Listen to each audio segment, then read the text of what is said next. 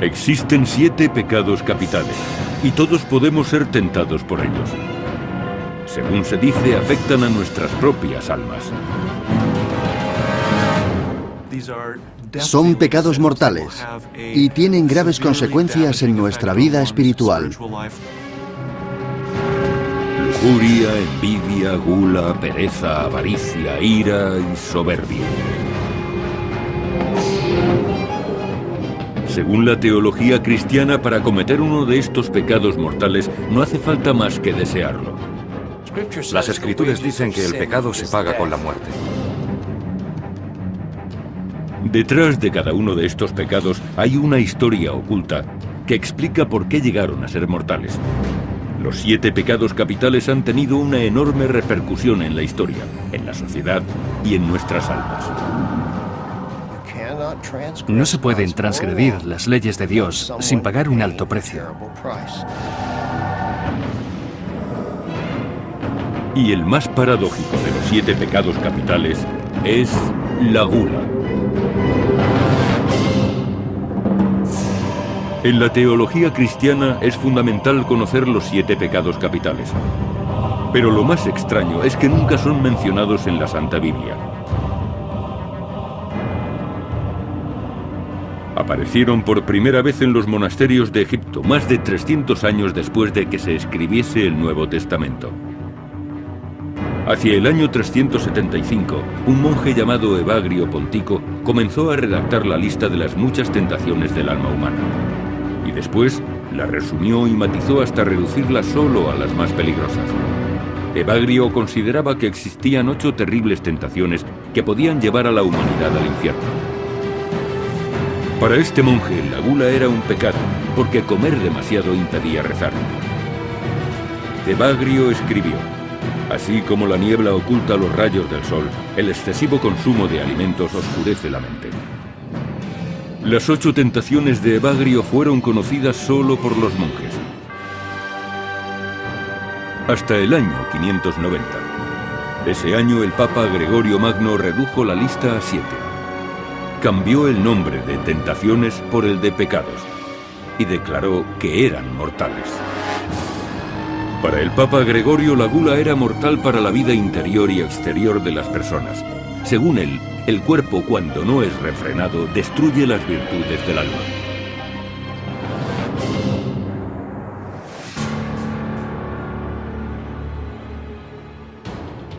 La gula es una obsesión distorsionada, una obsesión perversa, porque una persona convierte la comida en un objeto de placer. A partir de ese momento vivirá para comer, en lugar de comer para vivir.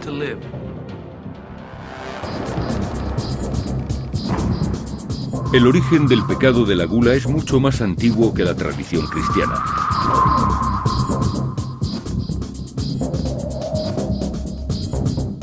En la Edad de Piedra, las civilizaciones primitivas ya celebraban grandes banquetes. En la prehistoria, nuestros antepasados no pensarían que comer en exceso fuese pecado. Es frecuente encontrar pinturas de formas humanas que eran portadoras de abundancia, salud, fertilidad y otros dones, y se trataba de imágenes corpulentas.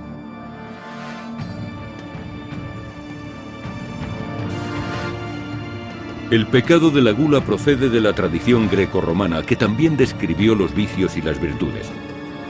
La Grecia clásica rendía culto al cuerpo atlético y armónico.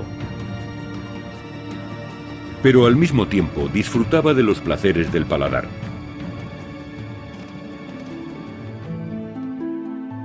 La expansión del Imperio Romano trajo a Roma una gran variedad de alimentos exóticos y deliciosos.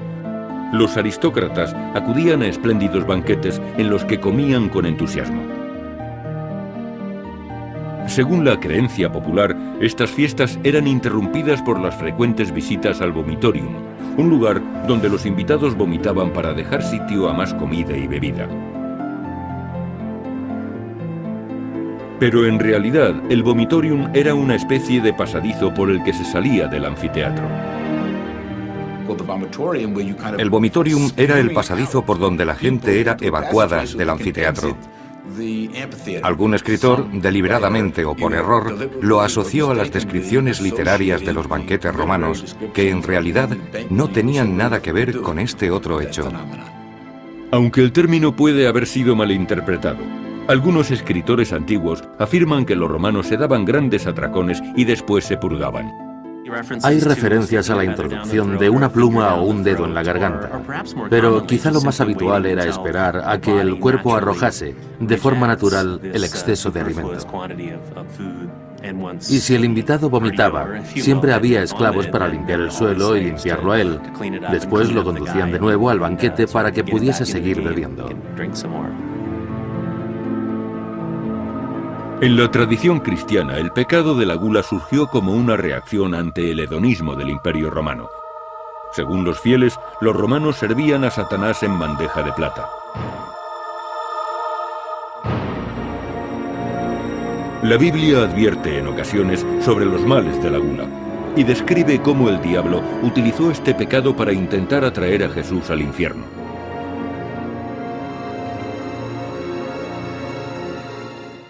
Jesús fue al desierto y ayunó durante 40 días y 40 noches.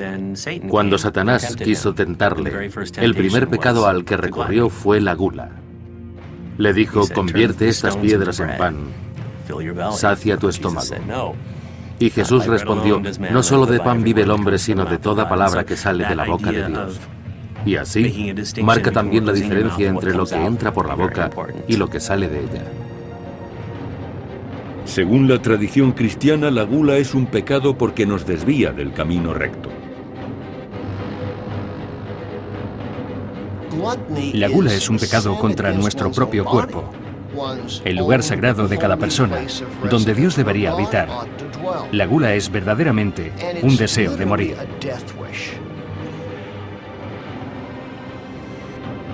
Dios debería ser el centro de nuestra atención. Y si solo pensamos en comida, entonces ignoramos a Dios. Los fieles creen que aquellos que cometen pecado por gula recibirán su castigo en el más allá. Si uno es condenado porque le tienta la comida, recibirá un castigo similar. Será consumido por Satanás. Entrará en el infierno a través de su boca y acabará en su estómago. En el siglo V, el filósofo y teólogo San Agustín predicó la abstinencia en todas sus formas. De hecho, San Agustín creía que disfrutar de la comida era una ofensa contra Dios. Si aceptamos esta idea de que disfrutar del placer de la comida es un pecado, estamos asumiendo que Dios ha creado una situación en la que, forzosamente, tenemos que pecar. No podemos evitarlo, porque es casi imposible no sentir placer con la comida.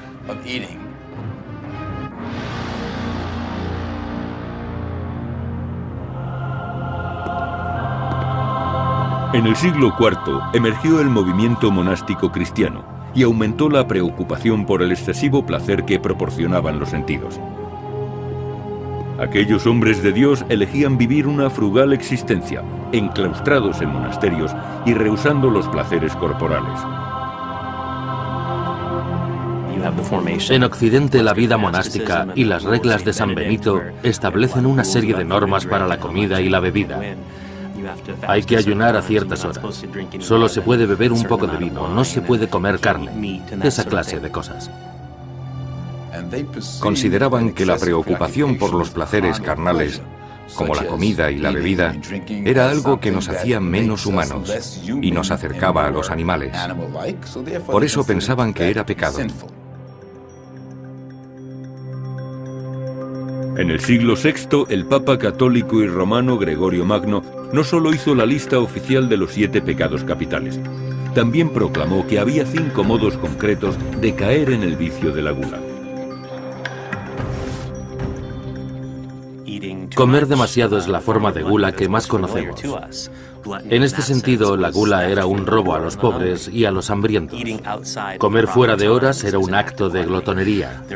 Se habían establecido horas para comer y no se debía picar en medio. También se pecaba cuando se preparaba la comida de una manera particular o detallada. Había que preparar los alimentos con sencillez porque era gula prestar atención a la comida. El otro modo de pecar estaba relacionado con el apetito y con el ansia, porque eso significaba que se pensaba continuamente en la comida. En el año 1320, el escritor Dante Alighieri escribió el poema épico La Divina Comedia, en el que describió los espantosos castigos que esperaban a los pecadores. En lo que Dante llamó el tercer círculo del infierno, los glotones están confinados en una ciénaga pútrida donde soportan una lluvia helada y se revuelcan en un fango hediondo. El cancerbero, un perro de 3 cabezas, custodia a los pecadores que aúllan como animales enjaulados. El tiempo es inclemente y desagradable y simboliza el deterioro de los que pecaron de gula. Con su descuidado comportamiento hicieron un destrozo de sí mismos. Los glotones son castigados en las regiones superiores del infierno.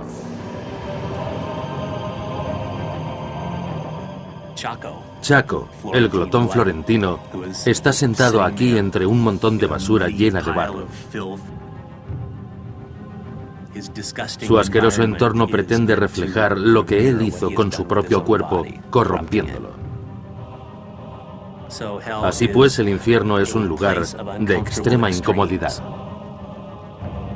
Hay fuego, hay hielo, todo es malo, todo es desagradable. De los 7 pecados capitales, la gula parece el más contradictorio de todos. Es muy fácil de cometer y el más difícil de superar. Esta es una de las características de la gula. Puedes ser virgen y no practicar nunca el sexo, pero no puedes evitar comer, porque morirás de hambre. Muchos de esos vicios nos ayudan en cierto modo a sobrevivir y a prosperar. Y este es el caso de la gula. Tenemos apetito, tenemos que comer, tenemos que alimentarnos. Aunque comer sea una necesidad, aquellos que lo hacen en exceso tendrán que pagar por ello. Pero en algunos monasterios medievales, esta amenaza no apartó a los monjes de la glotonería.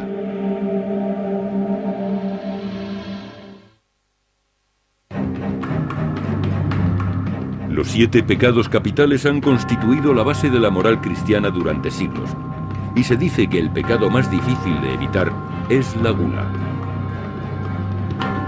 En la Edad Media, las órdenes monásticas observaban reglas estrictas para la comida, pero mientras que algunos monjes temían el castigo de Satán, otros encontraban la manera de comer opíparamente sin sentirse culpables. Según las reglas, no estaba permitido comer o beber en exceso dentro del monasterio. Pero en la Baja Edad Media, muchos monasterios tenían una sala especial que se llamaba el Misericordium, que significa lugar de la clemencia. Los monjes aseguraban que aquella sala no pertenecía al monasterio, de modo que al traspasar la puerta ya no estabas dentro. Por eso se congregaban allí y se hartaban a comer y beber. En el siglo XIII, el fraile italiano Tomás de Aquino advertía que no había que sucumbir al pecado de la gula. Creía que este pecado era una invitación a otros vicios, en particular a la lujuria, la ira y la pereza. Era un pecado que conducía a otros. Los pecados están interconectados. Si caes en uno, es más fácil caer en los demás. El deseo incontenible de comer y beber conduce a otro tipo de actividades pecaminosas como robar o mentir. Cuando yo era niño, solía robar dinero del monedero de mi madre para comprar barras de chocolate o Henry que me encantaban. Este es un buen ejemplo, porque la gula me condujo realmente a ser un ladrón. La leyenda medieval de John de Beverly demuestra la teoría de Tomás de Aquino sobre el peligro de este pecado. Se dice que un hombre hizo un trato con el diablo, y éste le obligó a elegir entre 3 pecados: la gula, la violación y el asesinato. El hombre escogió la gula en forma de embriaguez, pensando que sería el pecado menos ofensivo.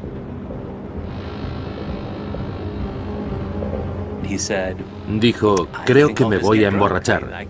Es probable que pueda controlarme, otras veces lo he hecho. Entonces se emborracha y llega a casa dando traspiés.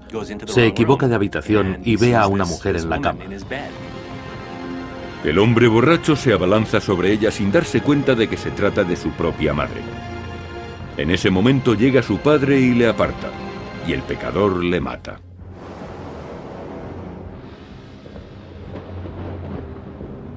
Por elegir el pecado menor de la gula había cometido incesto, violación y asesinato.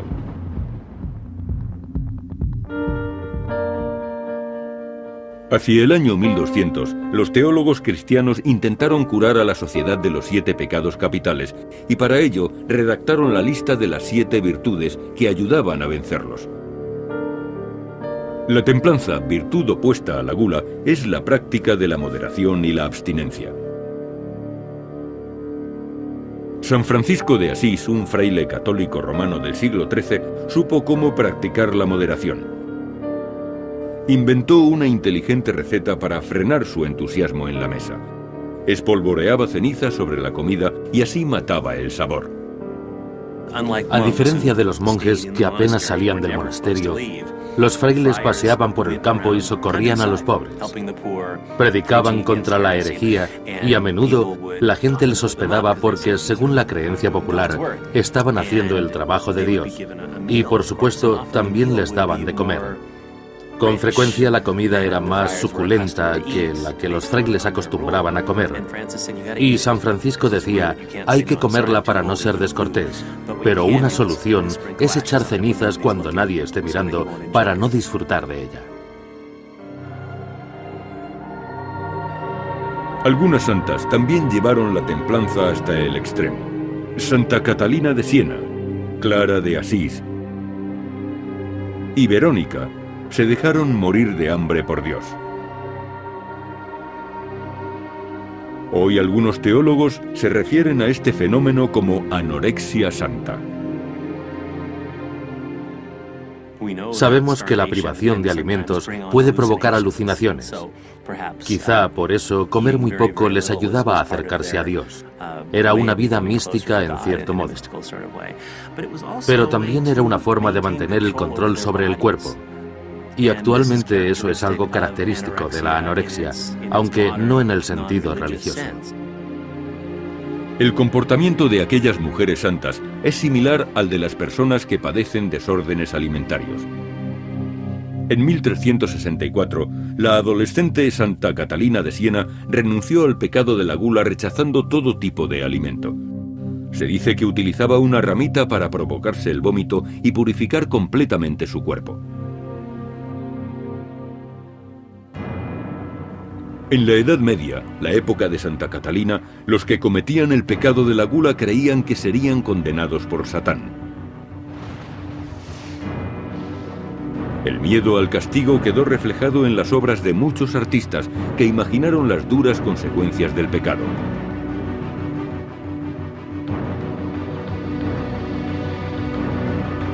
Una pintura italiana del siglo XV, El juicio final, presentaba a los glotones desnudos en el infierno sentados alrededor de una mesa. Detrás de ellos, los demonios les impiden comer como castigo por sus pecados. En las iglesias, las estatuas y las pinturas cumplen una función. Proporcionan una especie de apoyo visual para comprender lo que el sacerdote dice desde el púlpito. No seáis glotones, arderéis en el infierno. Entonces los fieles ven las imágenes y piensan, ese hombre parece desgraciado, será mejor que yo evite eso. Y para los que sabían leer, el terrible destino que esperaba a los glotones también impregnaba la literatura. En aquella época, las novelas y los escritos alegóricos ofrecían algo similar a lo que ofrecen los modernos libros de autoayuda. Los autores medievales empleaban muchos métodos para coaccionar al pueblo. Su intención era fomentar el autocontrol. Y para conseguirlo, describían a los glotones de una forma tan negativa que si uno tenía la intención de devorar, por decirlo de algún modo, recordaría esa imagen literaria, y eso inhibiría sus ansias de comer. El cristianismo condenaba la gula, pero el judaísmo no la reconocía formalmente como pecado. Se supone que hay que dar gracias al Señor por la comida. En el judaísmo, además, existen una serie de bendiciones para los diferentes alimentos. Si considerasen que comer es malo, no existirían esas bendiciones. El judaísmo solo considera que la gula es un pecado cuando se llega a cierto límite. Si uno queda esclavizado por su deseo y olvida lo que es importante. Si la gula implica que nos quedemos con lo que deberíamos dar a otros, o impide que demos de comer a los demás, o no nos permite ver las necesidades ajenas, o nos esclaviza, entonces sí es un pecado.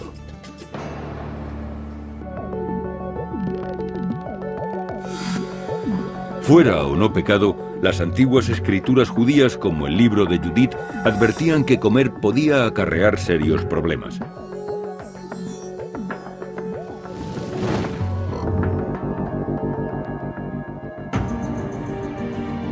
En el libro de Judith, un rey asirio ordena a su general Holofernes que acabe con Israel. Durante el asedio a la ciudad judía de Betulia, la hermosa Judith invita a cenar a Holofernes, conocido por su glotonería.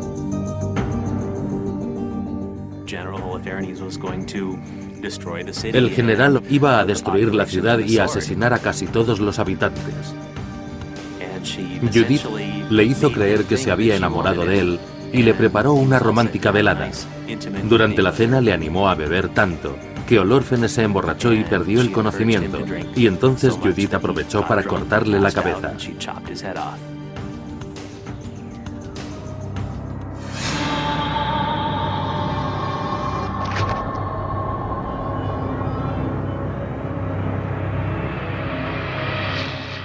Judith salvó a su pueblo y salvó la ciudad.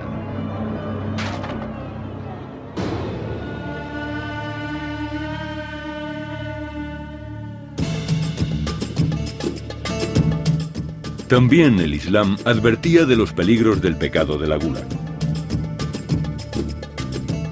En el Islam la gula es un pecado. El Corán dice claramente, come y bebe, pero sin excesos. No sobrepases los límites. No malgastes. Cualquier tipo de exceso se considera un vicio, y comer saludablemente es uno de los mandamientos del Corán. Para cumplir con el Ramadán, los musulmanes no pueden comer ni beber desde la salida hasta la puesta del sol durante todo un mes. La tradición islámica ordena que ayunemos para que aprendamos disciplina y autocontrol. Eso es beneficioso. El ayuno es el modo en que la tradición islámica nos enseña a no ser glotones.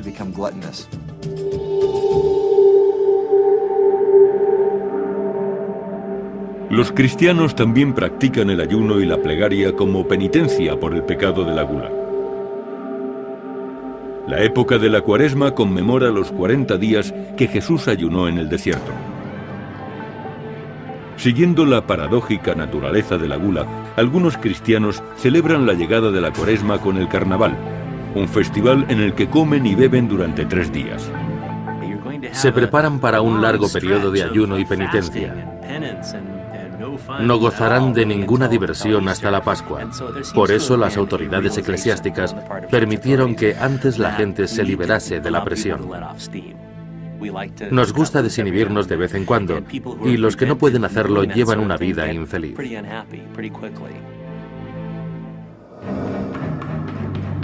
Cuando la Reforma protestante se extendió por Europa en el siglo XVI, la Cuaresma se consideró una institución católica y un objetivo al que atacar. Los protestantes criticaron la glotonería de las fiestas de carnaval y recalcaron que no se trataba de una festividad religiosa. En la Biblia no se habla del carnaval, ni de la Cuaresma. Los protestantes rechazaron esta celebración porque eran días de festejos en los que se comía y bebía en abundancia, y como consecuencia la gente mostraba un comportamiento inadecuado.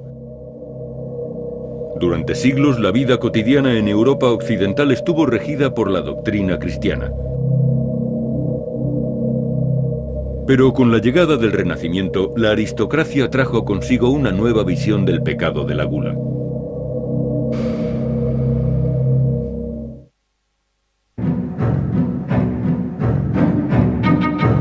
Los 7 pecados capitales habían sido las directrices morales de todos los cristianos. Al establecer ayunos religiosos y prohibiciones sobre la comida, la Iglesia medieval trataba de refrenar la gula.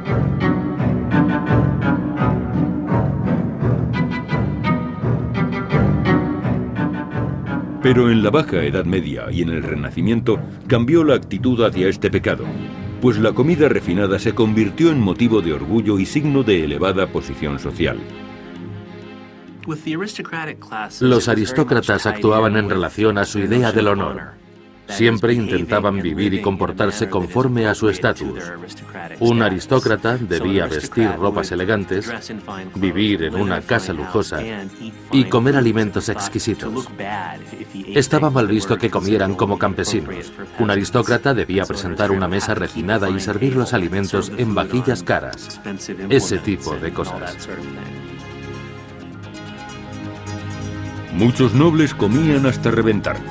Cuando murió el rey Juan de Inglaterra en 1214, los médicos escribieron: la enfermedad se vio agravada por su perniciosa glotonería. En 1438, Eduardo IV murió por causas desconocidas, generalmente atribuidas a la gula. En mi opinión, fue a causa de la mala dieta. A los reyes les gustaba vivir como tales y comían y bebían cosas exquisitas. Pero también por ese motivo solían prescindir de los alimentos más saludables. La Iglesia Católica estableció un sinfín de normas relacionadas con la alimentación, incluida una que prohibía comer carne los viernes. Las clases altas, no obstante, encontraron el modo de sortear estas leyes. En los círculos aristocráticos empezaron a controlar a jefes de cocina muy habilidosos. Eran capaces de preparar los alimentos de tal modo que pareciese que llevaban otros ingredientes. Supongamos que es Cuaresma. No se puede comer carne, hay que comer pescado. Entonces, durante una cena, servían un pedazo de roast beef. Los invitados se escandalizaban. Por Dios, ¿cómo es posible? Y el anfitrión decía: probadlo, es pescado.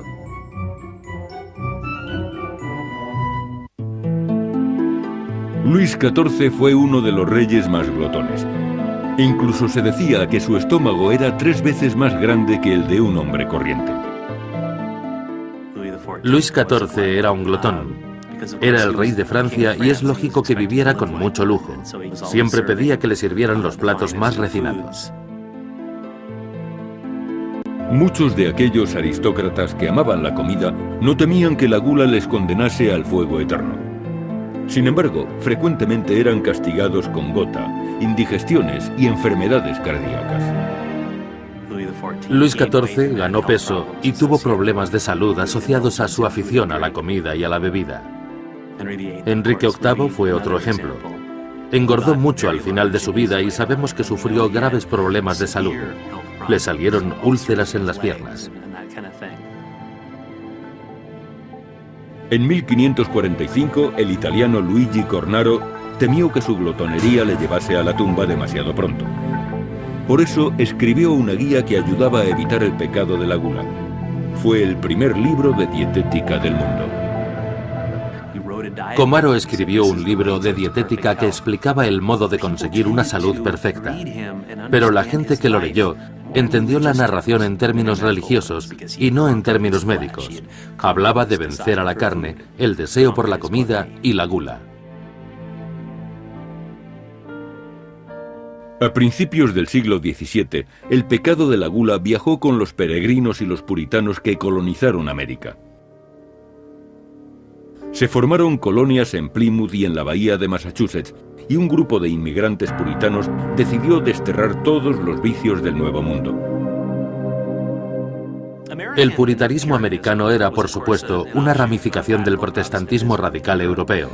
Y uno de los elementos más característicos de aquellos cristianos era su odio, un odio casi visceral hacia el catolicismo romano. Ellos fueron los que llevaron a América sus ideas sobre el reino de Dios. Pretendían formar una comunidad reformada, perfeccionada y limpia de todos los vicios romanos. Persiguiendo esta nueva forma de cristiandad, los puritanos demostraron su rechazo por la Navidad. Según sus creencias, las fiestas incitaban a la glotonería. Y finalmente, la Corte General de Massachusetts declaró ilegal estas fiestas en 1659. Los que incumpliesen la ley serían sancionados con una multa de 5 chelines. La Navidad fue ilegal en Massachusetts hasta 1681. Los puritanos trataron de averiguar cómo era la Iglesia en sus orígenes. Leyeron la Biblia e intentaron vivir según sus enseñanzas.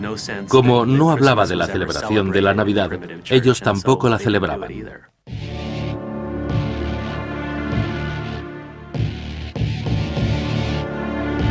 En el siglo XIX, la gula se convirtió en una preocupación para la sociedad estadounidense.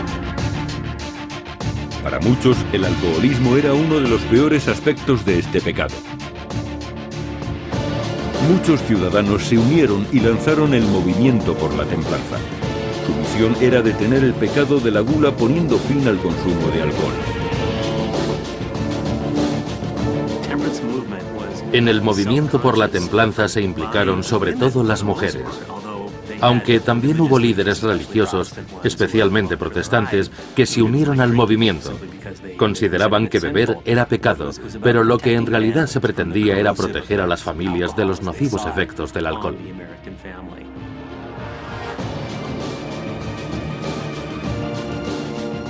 El movimiento por la templanza contribuyó a la llegada de la ley seca. El consumo de alcohol se declaró ilegal entre 1920 y 1933.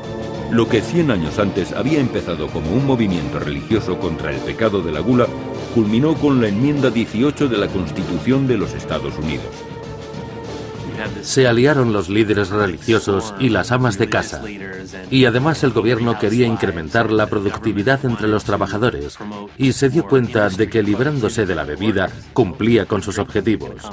A esta situación condujeron el movimiento por la templanza y la ley seca. Finalmente, la ley seca fracasó en su lucha contra la gula y el alcoholismo. Jesucristo fue crucificado en esta cruz. Tú has perdido. Algunos creyeron que la ley había fracasado porque el pecado de la gula tenía un guía satánico más poderoso y porque los glotones estaban poseídos por el diablo.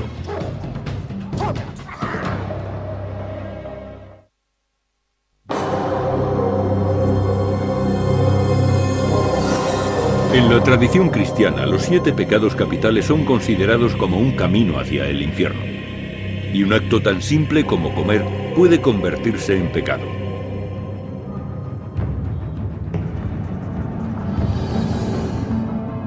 El demonio de la gula es Belcebú, el señor de las moscas. Algunos cristianos señalaban a este demonio con cuerpo de insecto como responsable de tentar a los hombres para convertirlos en glotones. El pecado, para ser pecado, tiene que implicar cierta voluntad. Somos nosotros los que, en último término, lo cometemos. El trabajo del diablo consiste en tentar a los seres humanos para que cometan pecados.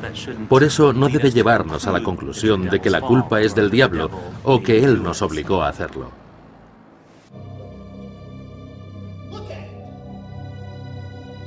El pastor Bob Larson no está de acuerdo.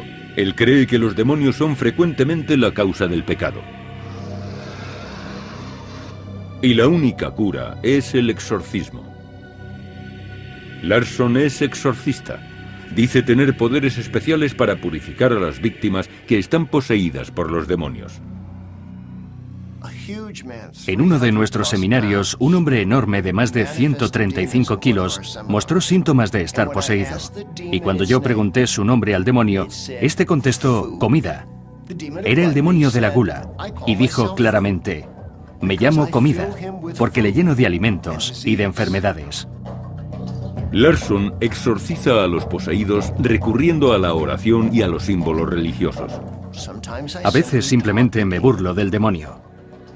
Puedo burlarme de un demonio mirando directamente a los ojos y al alma de la persona y diciendo: Satán, has hecho un buen trabajo con esta persona.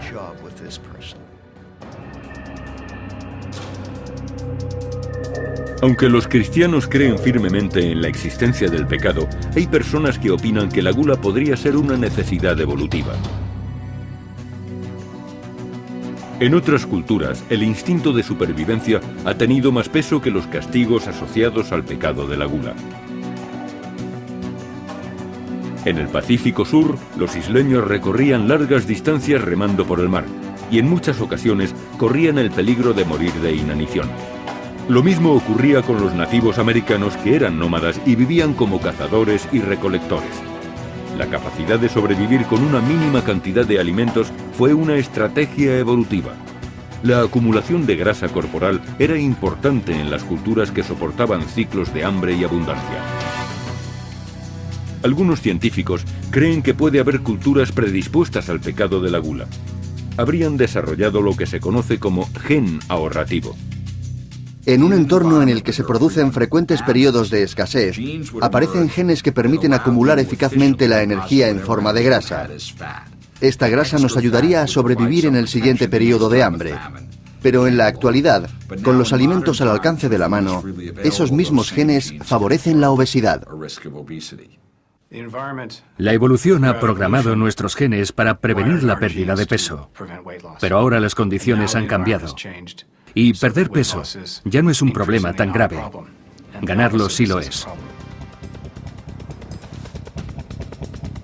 Debido a la evolución, mucha gente presenta una forma anormal del gen ahorrativo. Este gen inhibiría la producción de leptina, una hormona de vital importancia. La leptina mide la cantidad de grasa almacenada e incita al organismo a tomar más alimentos cuando las reservas de grasa están bajas y a comer menos cuando están altas. Por tanto, la leptina actúa también como un inhibidor del apetito. Y si nos falta esa hormona, aparece el pecado de la gula. Aquí hay dos ratones. Uno de ellos es un ratón obeso y el otro es su hermano. La única diferencia entre estos dos animales es un defecto en un solo gen. A este animal le falta leptina, pero este otro sí la fabrica. Las consecuencias son evidentes. El doctor Jeffrey Friedman descubrió este defecto en el gen de la leptina. La falta de leptina en los humanos también puede incapacitarles para controlar su glotonería. Recientemente, Steve O'Rahilly ha realizado una investigación fascinante en Inglaterra. Estudia casos de niños con carencia de leptina. Los padres aseguraban haber adoptado medidas extremas para frenar el apetito de sus hijos. Llegaron a poner candados en los frigoríficos, pero no hay nada que hacer. Esos niños encuentran el modo de acceder a la comida y hartarse. En esta caja hay leptina disuelta. Los tubos contienen un fluido. La leptina también se sintetiza para administrarla a los que tienen déficit de esta hormona. Hemos conseguido normalizar el peso de estos niños. Es solo una teoría, pero creo que esta podría ser la explicación biológica del deseo incontrolable de comer. Según Friedman, la falta de voluntad no es la causa del pecado de la gula. Alguien podría observar este ratón o a un niño con déficit de leptina y decir que son unos glotones. Pero en estos casos sabemos cuál es la causa de su comportamiento: la carencia de la hormona leptina. En el siglo XX, la idea de este pecado varió notablemente. Los científicos pudieron observar los cerebros de las personas que se dejaban tentar por la gula.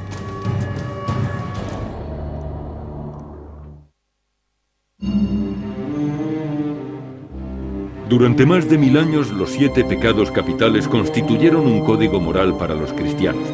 Estas directrices advertían a los fieles de que incluso el instinto de comer podía conducir al pecado mortal de la gula.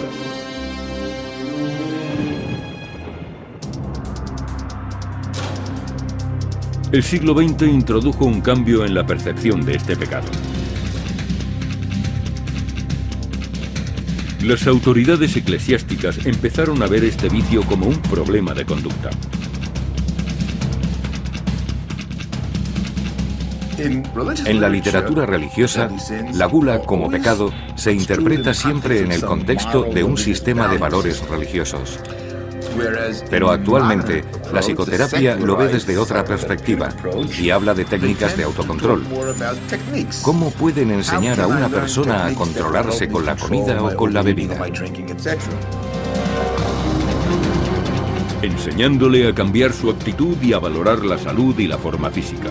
En esta cultura que ensalza el aspecto físico, mucha gente considera la gula como un fracaso. La gula sigue siendo, en gran parte, un pecado y algo que debe evitarse. También ahora se pone más énfasis en la idea del cuidado del cuerpo. El cuerpo es un regalo que Dios nos ha concedido y cuando comemos y bebemos demasiado, estamos arruinando nuestra salud. La doctora Ellen Schur ha dirigido experimentos que demuestran que a lo largo de la historia, los seres humanos apenas han logrado controlar la gula. Si queremos entender la gula o los excesos en la comida, tenemos que asumir que se trata de un proceso biológico. Estamos programados para sentirnos atraídos por los alimentos altos en calorías y también para disfrutar de ellos. Y nuestro organismo funciona así, porque eso garantiza que obtendremos las calorías suficientes para poder sobrevivir. La doctora Schur mostró fotografías de varios alimentos a un grupo de personas. Pretendía analizar cómo respondían determinadas áreas del cerebro al estímulo visual de los alimentos. Algunas fotografías muestran alimentos bajos en calorías o alimentos saludables. Otras son imágenes de alimentos muy presentes en nuestra dieta y con un alto aporte calórico, como dulces y postres. Los experimentos han revelado que la reacción ante determinados alimentos es poderosa y automática. El cerebro muestra una respuesta mucho más fuerte ante las fotografías de los alimentos que tienen más calorías y menos poderosa con los alimentos bajos en calorías.